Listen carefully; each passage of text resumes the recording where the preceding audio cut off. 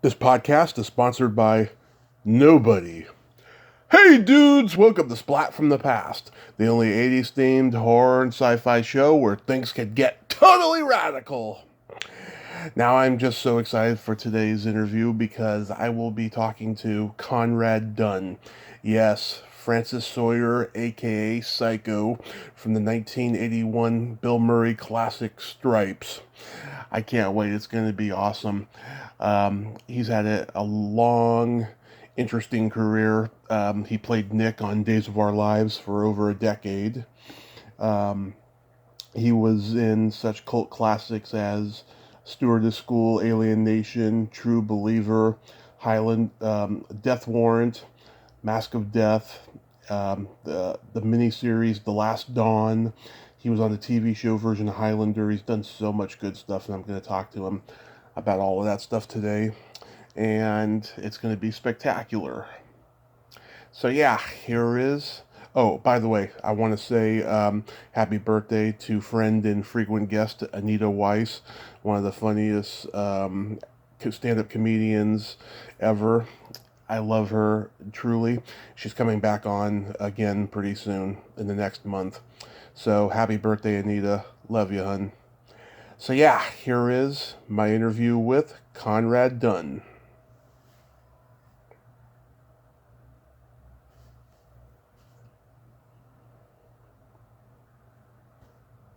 Hello.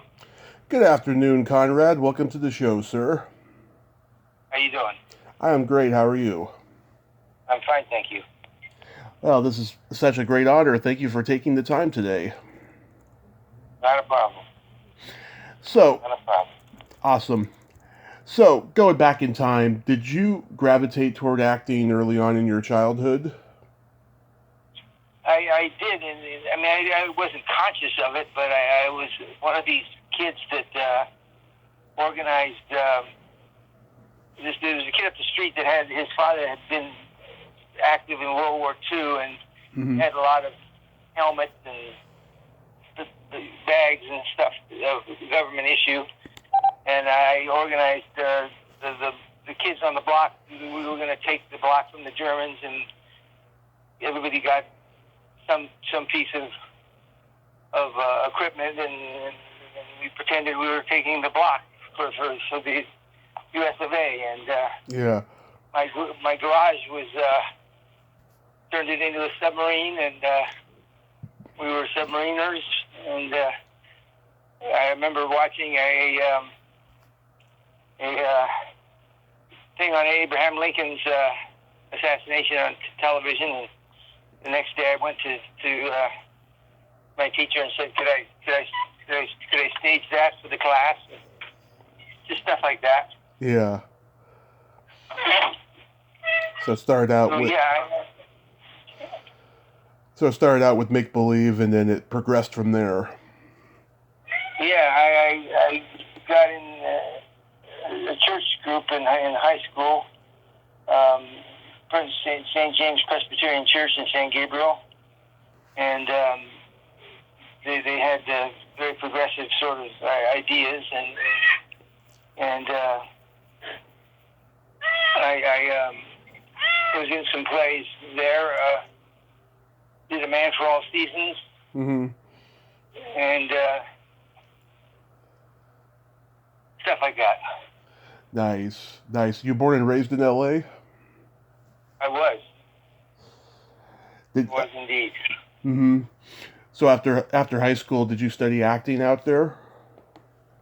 Yeah, well, when I went to college, I wasn't sure what I was going to do with my life, and I decided to take a class in each of the subjects that I really enjoyed. I enjoyed art and literature and history, and then I took a theater arts class, and got my theater arts class, and that's the one that really bit me, and I did some Shakespeare in the Park, did As You Like It, and Romeo and Juliet, played Mercutio in Romeo and Juliet, Right. and played Felix in The Odd Couple, and did a play that actually Anne Rand wrote, which I didn't even know she was, a writer of plays. Mm-hmm. But it was a murder trial. Right. Of the night of January 16th. So yeah, I did quite a few things in college, and then I the American Academy of Dramatic Arts moved. They'd been in New York exclusively, and they opened a school in Pasadena. Mm-hmm. And I auditioned for them and got in there. And at that point in time, they had a 2-year program. And you did the first year, and then they did what they called exam plays. And I did the exam plays, and based on that, they either invited you back for the second year or they didn't. And right. they did invite me back, so I did the second year there as well. And then I started doing plays with people that I had gone to school there with, and Mm-hmm. formed a company and did a play called Moon Children by Michael Weller that received great notices, and a resident theater company in West LA came and saw it, and they asked if we would move it to their space. So we did. So we had a nice run of that. And based on that, back in those days, Mm-hmm. Agents for studios would casting agents would go to see plays. Nowadays it's all done digitally. Right. But they came to see. There's three gals that were working at Warner Brothers Studios at the time, and one of them happened to be the casting agent for Stripes. Right. And she saw me in Moon Children and remembered me, and when they were casting for Stripes, she had me in for that. And the rest, as they say, is history. Yeah. What did you think about the character Francis Sawyer? Did you create a backstory for him as to why he likes to be called Psycho? Well, Francis. Yeah, I did. Francis is one of those names that could be a guy or a gal. Right. The name Francis, and that didn't sit well with Psycho Sawyer. Yeah. He wanted his any you homos touch me kind of a line. Yeah. Indicated to me that he was a little unsure of his own sexuality or threatened by homosexuality, and so that's I think his name had something to do with that. Yeah. And so I played it that way, and I came to hear in just smattering of conversations between Bill Murray and the director Ivan Reitman, Mm-hmm. that Psycho was based on somebody that Bill Murray had grown up with. Oh, that's interesting. And as a matter of fact, they were thinking of changing the name of the character's his last name, because it was actually the guy's name, and he didn't want to perhaps set him off. Right. So they were toying with the idea of actually changing the character's last name. Ah, that's interesting. Yeah, my dad cracks up every time during that scene, where everyone's gathered, getting to know each other and stuff. Right. Because my dad's middle name is Francis, and so he thinks that's hilarious. Yeah, well, yeah, that I can see that. Yeah. See that for sure. My middle name is Arthur. That was named after the Dudley Moore movie Arthur. Huh. Yeah. What was Bill Murray like? Because PJ Souls told me he was very serious on set, whereas Harold Ramis, John Candy, John Larroquette were all always, goofing off. Well, I didn't really have any scenes with him, per se. I mean, I was in scenes that he was in, but Yeah. we never had a one-on-one scene at any point in time. So I didn't, see him except on set. And Mm-hmm.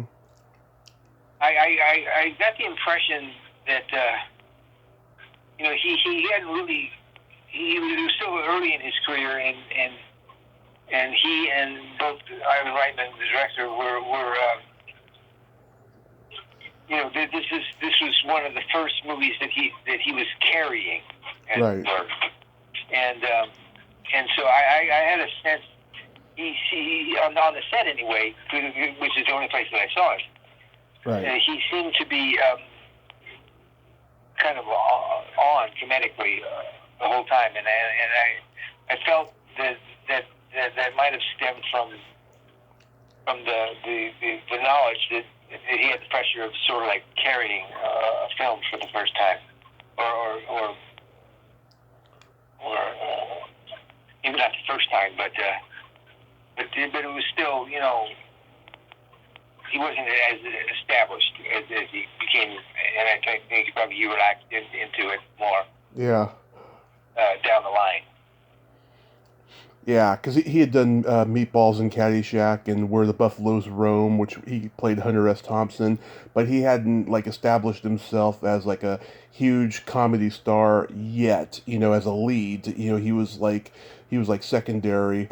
Um, Yeah, more ensemble stuff prior to that. yeah, Saturday Night Live in Second City. Yeah.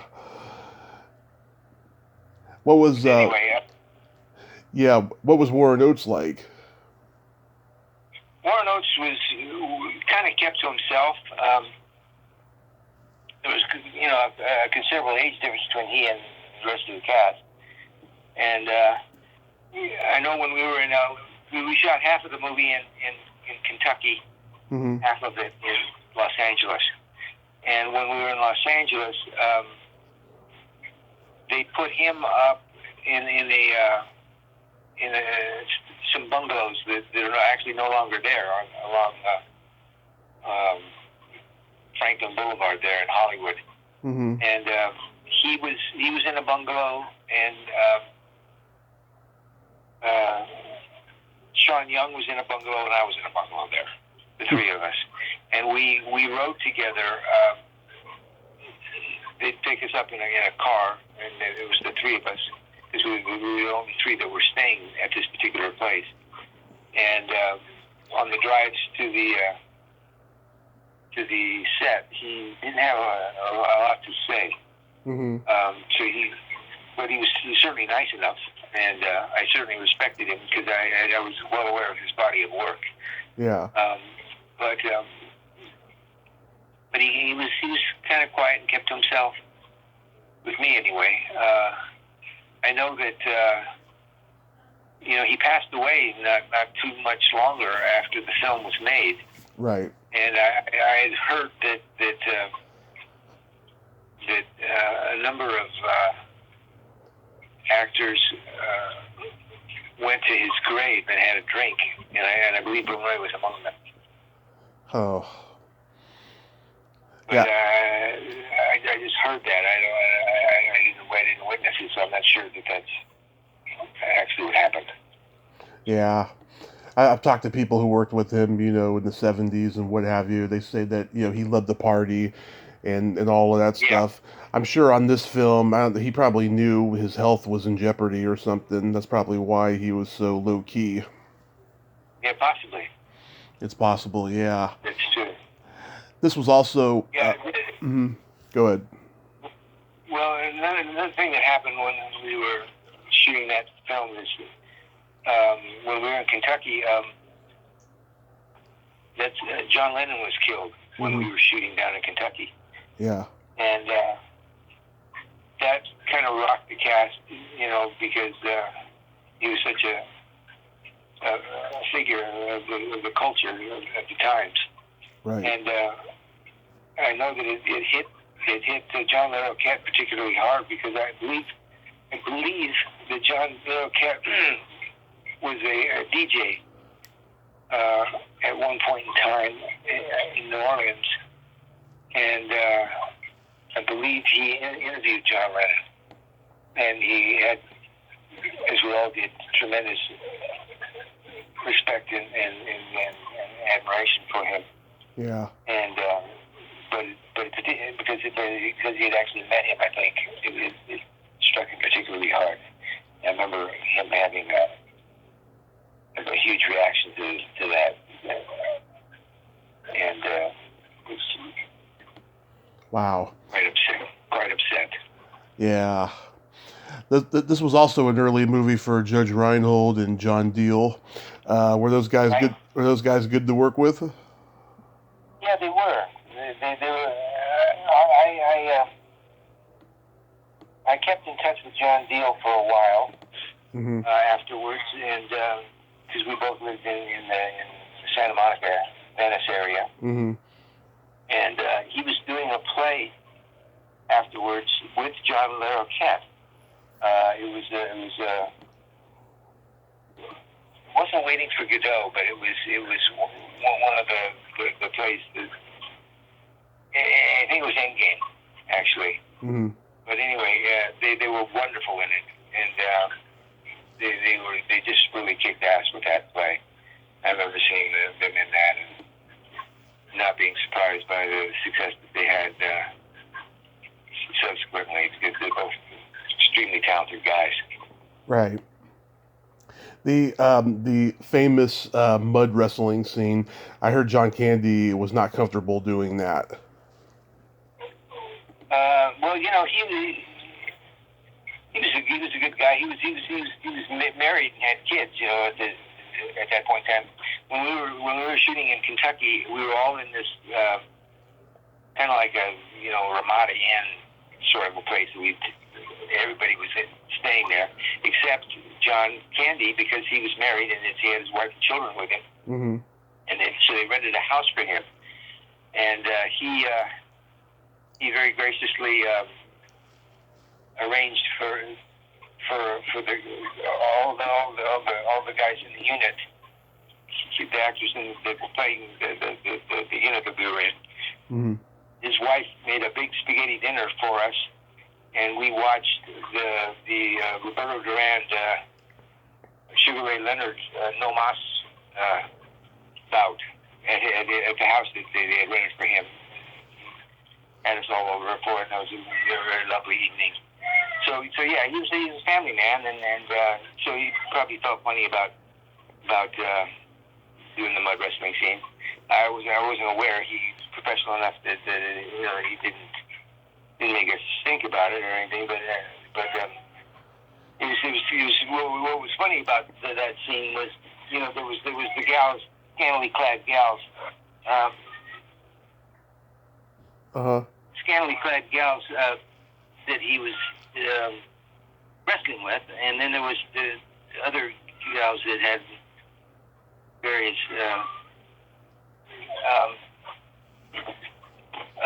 outfits that were suggestive and revealing, and that particular day, a lot of people showed up on the set that were just happened to want to visit their friends that were in the movie that particular day.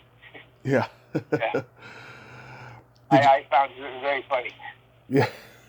Yeah. Did you think that the movie would be a huge hit like it was?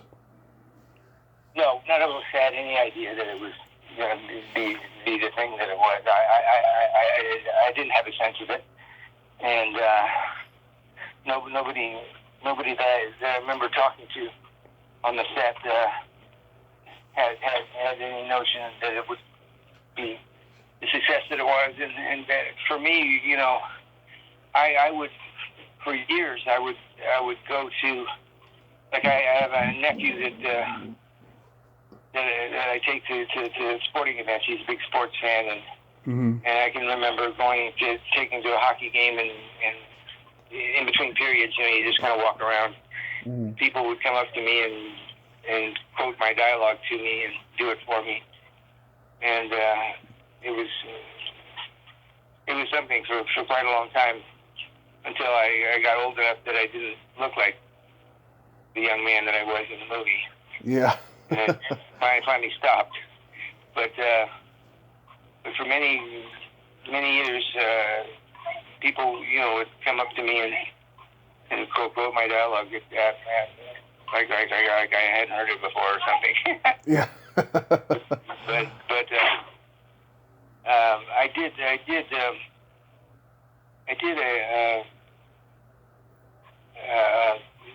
I think it was a Facebook thing, but I posted something when there was all the controversy about gays in the military, Mm-hmm. and I went on. I think it was Facebook. I posted somewhere anyway. I forget now where I posted it, but I posted as Francis Sawyer, Psycho Sawyer, and I went on there and basically said what I believed through the character, that if gays were willing to put their lives on the line for their country, that it was nobody's business but their own. Right. And people should get over it. And I staying in character, I said I don't want any of these homos touching me. Yeah. But if they're willing to serve and put their life on the line for their country, that ought to be enough, and people should leave them alone. Yeah, that Facebook crap is just it's out of control these days. Yeah. So right after that movie, is that when you started playing Nick on Days of Our Lives? Pretty much. I did one thing that in retrospect, well, I don't know. Anyway, when the movie ended, my agent wanted me to stay, and we finished up shooting in Los Angeles. My agent wanted me to stay in Los Angeles and go out and stuff. Well, strike while the iron was hot, as they say. Mm-hmm. And I had been studying with Stella Adler when I got the part, and then I still had several months to finish up with her, and I chose to do that and went back to New York, and I wasn't really available for auditions or interviews and stuff like that. Yeah. And that sort of cost me, I think, a bit. And the agent that I had actually left the business because he was a very talented painter and wanted to pursue that. And I never really had that kind of quality representation thereafter. Yeah. But I did get on Days of Our Lives. We shot Stripes in 1980. Right. And I started on Days in 81. And I would come back every once in a while. I wasn't a regular. Yeah. I'd come back every once in a while to basically screw up somebody's life. Yeah. And then I would disappear again. And I did that about 3 or 4 different times over a 2 or 3 year period. And then they were introducing a new character, and they needed her life to spin off in a bad way. And they brought my character back, who had been established as a pimp. Yeah. And got her character into prostitution. And she was considerably younger than I was, both in the script and in real life. She was about 18 or 19 years old. Terribly talented actress by the name of Charlotte Ross. Mm-hmm. And she was incredibly facile. Yeah. And so her character was being introduced, and I was about 34, 35 at the time. Mm-hmm. That she came along, and there was something happening energy-wise between the two characters that the audience found intriguing. Shelley Curtis was the producer at that point in time, and there was another producer prior to that by the name of Al Rabin that saw me just as this tool to screw up the lives of characters that needed their lives screwed up on the show. But Shelley Curtis saw something more than that, and she thought it was intriguing to have this pimp fall in love with one of his charges, and so they had that happen, and it was a great response to it, and we had a pretty good run of 2-3 years of pimp prostitute intrigue. Yeah. And the audience found it insulating somehow, and we had a nice little run there. Yeah, I heard it's just so difficult to do a soap opera because you memorize like 50 pages a day. You can't stop. You could get fired if you stop. It's a really hard gig. It has particular demands that some people that are extremely talented just can't deal with, and it is a discipline, and you do have to memorize things, great amounts of dialogue. What I found interesting was that I feel like the ability to memorize is like any other kind of a muscle kind of a thing. The more you do it, the better you get at it. Mm-hmm. And I really think that was the case with me anyway. But what I found difficult was, let's say that I was going to work 3 days in a week, which is a lot. Right. Because basically it's an hour show, so you're basically doing half a movie in a day. Yeah. And so what would happen, what I found was difficult was because the show's on 5 days a week and it's 5 hours a week. Mm-hmm. They moved the story along at an absolute snail's pace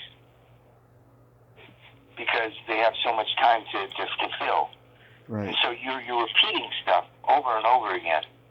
And so I found that if I tried to juggle more than one script at a time, I'd get mixed up because the dialogue was so similar from show to show. So I had to work on the show that was in front of me exclusively, and even though I had two other scripts to deal with for that week, right. I dare not look at them. I just worked on the one, and when that was out of my head, then I could work on the next one, and not have the problem of is this in this show or the other show? Because I only had one show that I would look at a time. I guess other actors could juggle that, but I found that I would get into trouble if I tried it that way. So I just did one at a time, even if it meant that the next script, instead of having, if I got it on a Monday and I wasn't shooting it till Thursday, you'd think I had 3 days to work on it, but I didn't. I had to get the Wednesday show out of the way before I could even look at the Thursday show, so I would just have the one day to look at it. Right. But again, the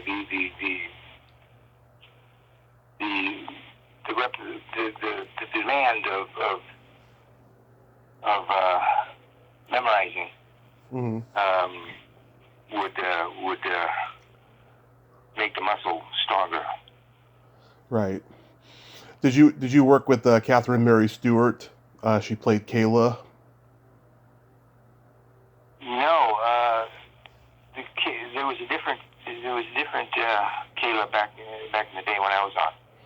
Yeah, she was on just for a year, 82, 83. No, that must have been one of the times when Nick, my character's name was Nick Corelli. Right. When Nick Corelli was dormant, there were times in the early going when Al Rabin was the producer, when it would be big, long gaps between me being on the show. My heyday was from 86 to 90. Okay. Just a couple of weeks ago, I was watching Stewardess School. I saw you play a referee in the wrestling match. Well, you didn't. If you'd have blinked, you'd have missed me. Yeah, was that just a day player thing that you got offered? Yeah, I did a lot of day, a lot of day player stuff. I did 2 episodes of Alice, one in which I was a basketball referee. Oh. Oddly enough, and I did another scene where there was Al. I think his name's Al. No, Mel Steiner. I guess it was Mel. Yeah, Mel Steiner. Yeah, Vic Tayback. Yeah, he had a robot waitress. Thought that was a good idea, and of course the robot went crazy and knocked over chairs and tables and yeah. glasses. I happened to be in that scene. But yeah, when you're starting out, you take anything you can get, and those were some of the lesser known things that I've done. The quality thing that I did in terms of series was in the Mm-hmm. there was back when A&E was Arts and Entertainment, was actually Arts and Entertainment and not the schlock they got on there now, but right. They had a Nero Wolf series with what's his name? You say Airwolf? No, Nero Wolf. Oh. Nero Wolf, the detective series, and it was. I was on that for 2 years, and that was really good stuff. Mm-hmm. You guest starred a couple times on Steven Spielberg's Amazing Stories. That's correct. You did one with Mark Hamill and David Rappaport with The Ancient Trolls. Yeah. The one with Mark Hamill was very, very special to me because it was a tiny little part that I had. His character pulled into a gas station and didn't have any cash, but he was a collector, and he had all these coins and stuff that he wanted to get gas. Right. But anyway, my brother's son was hit by a Sparklets truck and had to be airlifted from the scene of where he was hit to the hospital, and he was in a coma, and he was just coming out of the coma when I was shooting this show with Mark Hamill, and of course Mark Hamill being Luke Skywalker, my nephew was a big fan of his, and I told Mark Hamill what had happened to my nephew, and if he would be kind enough to sign an autographed picture for him and out to him. And Mark Hamill said, after we shoot today, let's actually go down and see him. Mm-hmm. And he was kind and gracious enough to have me drive him from Universal Studios in Hollywood out to Irvine in Orange County. Mm-hmm. Considerable drive, and he went there and spent a good half hour with my nephew in his hospital room, and I'll never forget that. He was quite a guy. Ah, that's so cool. The one on Death Row with Patrick Swayze, I remember that one very well. Right. Does anything stand out of that one? No, I didn't have that big a part. I was just a guard mm-hmm. in the prison, and I didn't have much of a scene with him really. Okay. Why did you start going by George Janeski by then? I had wanted to honor some family members that had passed away. My grandmother, my maternal grandmother, was a big supporter and fan of mine, and she if I got a good review in the newspaper for a play that I had done, she would write the reviewer and thank them. And she was just a sweetheart and big thrilled that I was doing what I was doing, and her name, her maiden name was Janeski, and my great aunt and uncle that raised me till I was 4. His name was George, and so I took my paternal great uncle's first name and my maternal grandmother's last name, and I liked the alliteration of it, and I liked trying to honor them. And what was funny is that the people in the family that were alive still didn't like the fact that I had done that. And here I was doing it for the family reason, but for whatever reason, it didn't go over well, especially with my father, because I changed it from his last name. So anyway, yeah, and that's what I was. That was what I was doing, and but then I went back to Conrad Dunn. Just to stop the rancor. Yeah, because I've talked to some people, they changed their names because of a SAG issue, because there already is someone with that name in the union, you know. Yeah. But that's good that and that wasn't the case. Yeah, that's good that you did that, though. I think that's very nice. Well, that's what was my intention. It didn't land that way on the family. Yeah. And eventually, I just went back just because, just for the hell of it, I guess. Yeah. How does Alienation come to you? That I enjoyed that very much. I thought that was an interesting movie, and I had fun shooting it. Although there was a scene where the aliens, you know, salt water would melt them, and we had to get rid of one of them, and because I was working for the bad alien. The good alien was Manny Patinkin, who was the cop, who was James Caan's partner. Right. That alien was the marvelous, wonderful English actor Terence Stamp. Yeah. And so I was working for him, and he wanted somebody eliminated, so we took him down to the ocean and put him in, and of course he dissolved. And but we were shooting in the middle of the winter, and we shot at the scene at night, and it was cold, and we had wetsuits on underneath our regular clothes, but it didn't do much, and I caught a miserable cold from doing that, but I enjoyed working on that movie. And there was a funny thing that happened. Manny Patinkin's, you know, a marvelous actor, but he had a scene where all the bad guys were in this conference room, and they had this drug that would only affect the aliens, and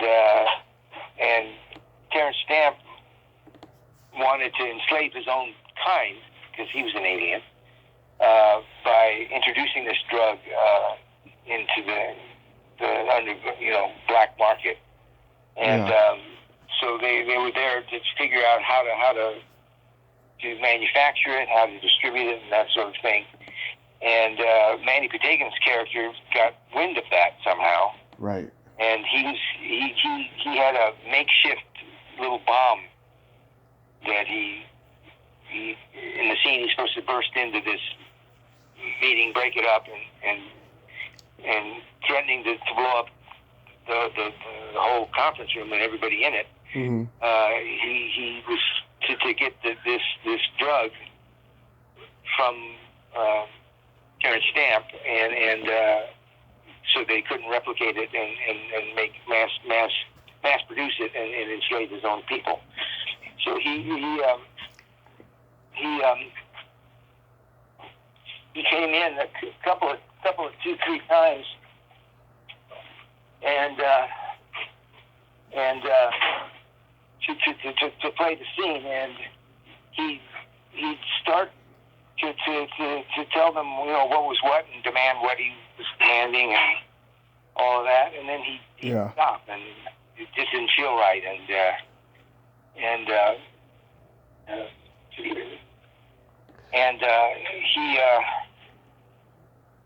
he 4 times, 6 times, 8 times, and he was having trouble with it, and everybody was getting kind of antsy, and people were kind of shuffling their feet and looking at each other and everything, and you know, he was struggling, and I just happened to watch Terrence Stamp during the next take, and Terrence Stamp wouldn't look at Mandy when Mandy was struggling and everything, and everybody else was looking at him and trying to help him, and Terrence Stamp was just staring off and seemed into the distance. And Mandy said to Terrence, "Well, what do you think?" And Terrence turned to him and said, "You have a bomb. You want the drug. Come in and take it." And Mandy went out and he nailed it on the next take. But Terrence had to spell it out for him, and it was something to behold. Oh, wow. How about making a True Believer? That was with Robert Downey Jr. and James Woods, right? Right. Yeah, James Woods was in a scene. I only had one scene in that, and James Woods was in it, and he very graciously gave me a compliment after the scene. I had a moment where I revealed something to him, and I realized that it was a big mistake. And my reaction to realizing that he was pleased with and went out of his way to say that was helping the scene in the film. Yeah. So he was a good guy. Oh, that's good. Yeah. How about Death Warrant? Yeah, Death Warrant's one of my favorite parts that I had in terms of film. Jean-Claude Van Damme, his English was a little rough around the edges at that point in time in his career. It was pretty early on for him, and he had a scene where he was talking to a woman and saying that she had beautiful eyes. He kept saying beautiful eye, and the plural, was a little lost on him. But he was great to work with. He worked very hard, and I thought our scenes together in the cell were good, especially when we first meet. And I think I'm gonna be in charge of him, and he lets me know, in certain terms that he's running the show and not me. Yeah. And I liked the character, and I thought the dialogue was good, and I thought our interactions, there was chemistry there, and I really enjoyed that. I was sorry actually that I didn't get to work with him again. I thought he was fun to work with. And good. It was a strong cast. Robert Guillaume was in that.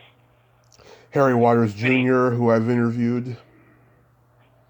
Yeah. I think it's a better movie than people give it credit for. And I know there's a scene where we descended into the lower depths where the guards wouldn't go even, and there was all kinds of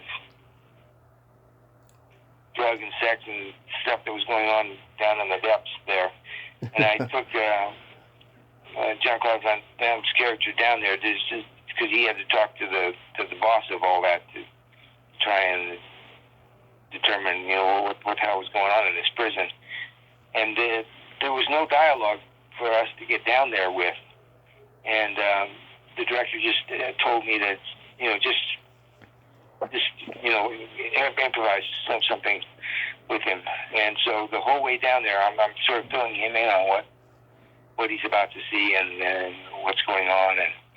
And it was all made up on the spot by me, and I had fun doing it, and I thought it came off nicely. It's a good movie. You guest starred on Highlander. Do you remember that? Yeah, I do. I can't think of the director's name, but Jerry Ciccariti. Jerry Ciccariti was the director of that, and I worked with him on several things in Canada. And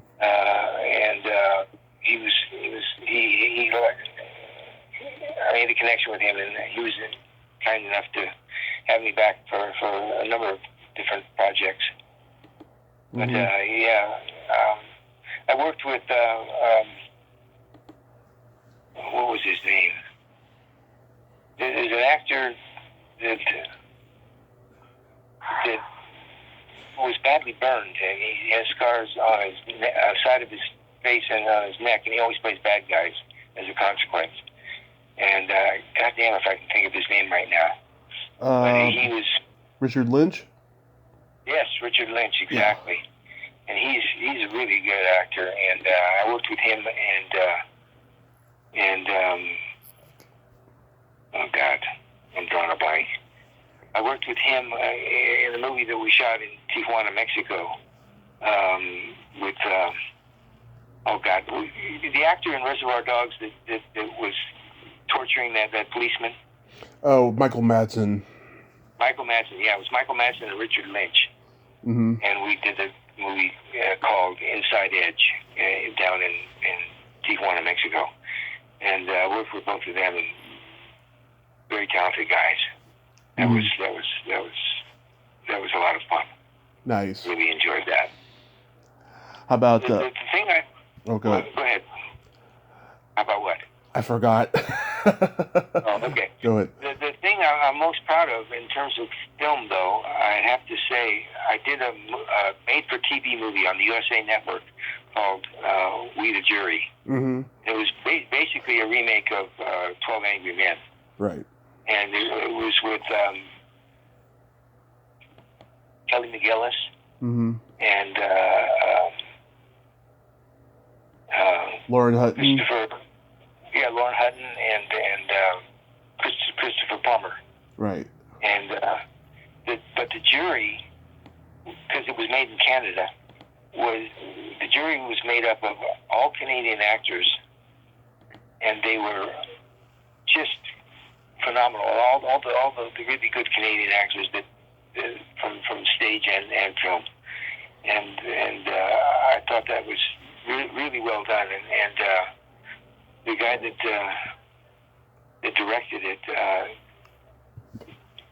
was very smart, and it's the only time that I've done a movie where he booked time. It was about a week and a half that we were able to rehearse before we shot, and that never happens in TV and film, or very rarely. And I thought that was so smart of him, because the dynamic between 12 people that are stuck in a room, trying to figure something out for a week, we were able to make that real by actually working for a week on it before we started. I thought that really showed in the end product. I thought that was a really strong piece. Are you proud of it even more than The Last Dawn? Yeah, I mean, I would say so. But I mean, Last Dawn was good. Had a great cast. Yeah. The material was pretty good. It was Mario Puzo's last thing that he wrote. it was a lot of, repetition of stuff that was in The Godfather, of course. Mm-hmm. And it was good. I was glad to be a part of it. But if you're asking me which one that I preferred, I have to say We the Jury. Okay. How about Mask of Death? Yeah, that's going back. Yeah, that was Lorenzo Lamas, was it not? Yeah. Yeah, that was, what the actress's name? Ray Don Chong and Ray Don. Billy D. Williams. Yeah, Ray Don Chong was good to work with. I didn't have any scenes with Billy D. Williams, Mm-hmm. but I did with Lorenzo and Ray Don, and they were both a joy to work with and very professional.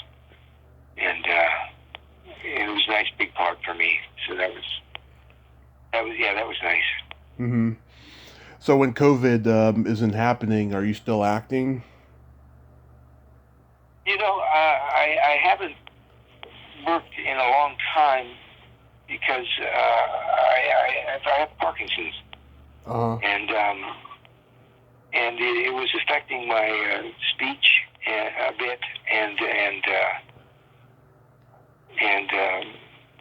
I had a bit of a tremor, Mm-hmm. but I did a play in which my character was a really bad drinker, and I figured any speech issues or body issues could be just taken as issues that this guy had because of his drinking. Mm-hmm. And so I did this play actually with Lisa Howard, who I had done the soap with all those years back.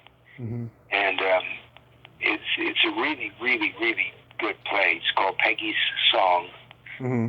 and written by a Canadian by the name of Jim Gerard. And it's just a two-person play, just the actress and the actor. And this woman, her husband uses a small plane in his business to fly places, and he's in the horse business. And he dies in a plane wreck. You find out at the beginning of the play. And there's a young woman in the plane wreck with him, and nobody knows who she is or what the relationship was, but there's a big scandal, and everybody thinks that, he was seeing this young woman on the side.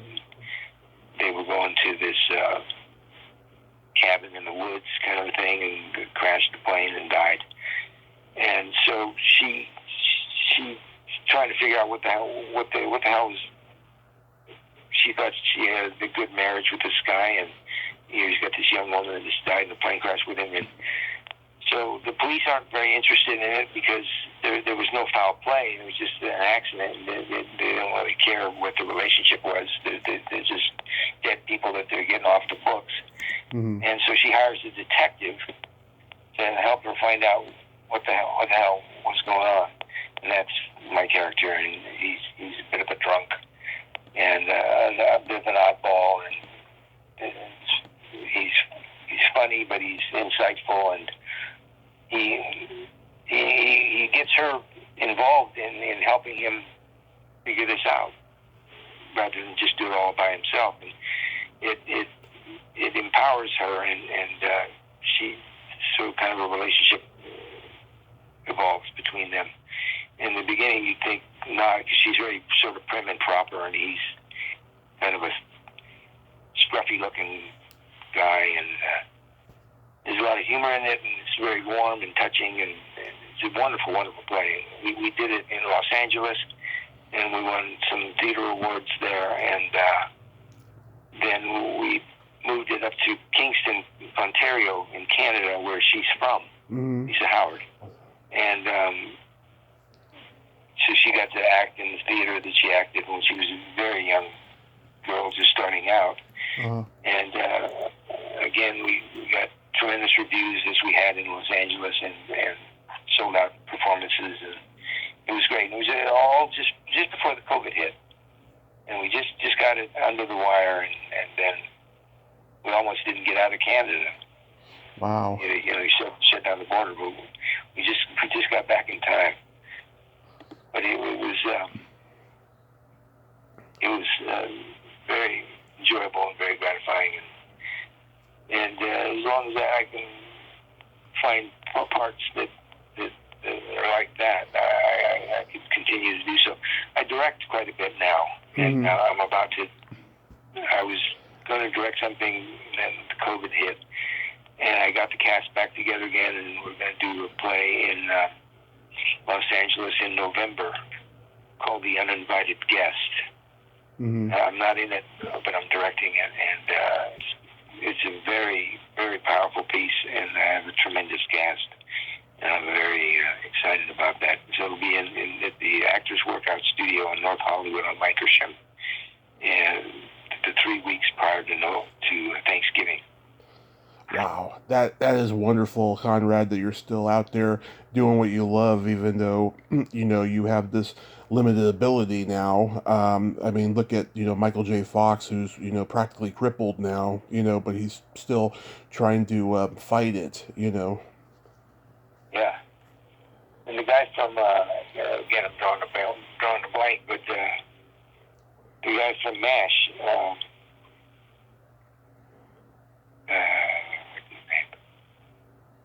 The TV show? Yeah, the TV show. The lead guy on MASH. Alan Alda? Yeah, Alan Alda. He's got it too. Oh, I didn't know that. Yeah. Yeah, when we started and I noticed that you were stammering, I thought maybe that was something you were born with and you got into acting to overcome it, because some actors do, you know. Yeah. No, I never used to stammer, but I do have a bit of a stammer now on occasion. I don't always have it, but if I don't watch it, if I don't really concentrate, it sort of slips in. Yeah. Do you have days where you just don't feel like doing anything? You just feel like you can't do anything? No, you know, it's just the opposite actually, because my neurologist feels he subscribes to the use it or lose it theory, and if you don't keep at something, especially physical activity, he believes, then your physical skills go away. And so I play tennis, and I play it at least 3 times a week, if not 4, and for a couple hours at a time. And so I'm trying to keep active, and so that I mean, I was diagnosed in '09, so I've had it for quite a while. Wow. And it hasn't progressed in a rapid fashion, and my neurologist feels that keeping as active as I have been has contributed greatly to being able to stave it off. Right. Keep it at bay. Yeah, wow. Well, I think you're doing just wonderfully, Conrad, and I thank you so much for coming on today. Well, you're welcome. It was nice to get to talk to you, and hope we keep in touch, and much success for you, and stay healthy and happy. Thank you. Yes, I'll stay in touch, and I'll tell Tracy that you say hi. And in the meantime, Yes, please. Yes, be safe, and God bless you. Thank you. You take care. You too. Nice talking to you. You too. Bye-bye. Well, there you have it. Conrad Dunn. Ain't he a cool dude? Oh, what a brave, honorable man that is, to be out there and not letting Parkinson's control his life. That's just amazing. He's still out there. He's directing and occasionally acting still. That's just wonderful. I'm glad I got to talk to him today. Well, until next time, this is Tommy Throwback Kovac saying There's no shame in living in the past, because the present sucks. Later, dudes. That's the fact, Jack.